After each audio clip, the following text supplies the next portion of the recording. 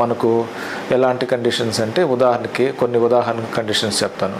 బిడ్డలకి చేతులు పొడవుగా ఉన్నాయా, పొట్టిగా ఉన్నాయా, లేకపోతే ఒక లింబ్ ఆబ్సెంట్గా ఉందా లేదా లింబ్ కానీ, లేకపోతే ఇక్కడ గ్రహణ మర్రి అంటారు, ఇక్కడ పెదం చీలడం కానీ, లేకపోతే హార్ట్లో ఏమన్నా ప్రాబ్లమ్స్ ఉన్నా కానీ, మనకు కొంత వెన్నుపూసల సమస్యలు అంటే వెన్నుపూస కొంత బాగుండదు, ఆ కండిషన్స్ కానీ, కాళ్ళు పొట్టిగా ఉండడం కానీ, పొట్ట నుంచి పేగులు బయటకు వస్తాయి అన్నమాట, అట్లాంటివి, డయాఫ్రామాటిక్ హెర్నియా, ఓంఫ్లోసీల్ అని కొన్ని కండిషన్స్ ఉంటాయి.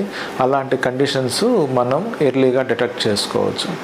ఇలాంటి కండిషన్స్ ఏమన్నా అంటే అంగవైకల్యం కానీ, హార్ట్లో ప్రాబ్లమ్స్ కానీ, ఈ డయాఫ్రామాటిక్ హెర్నియా అలాంటి కండిషన్స్ ఉన్నప్పుడు ఏం చేస్తామంటే మనము 22 వీక్స్కి అప్పుడే మనము అబార్షన్ చేసేసుకుంటాం. అంటే అలాంటి బిడ్డ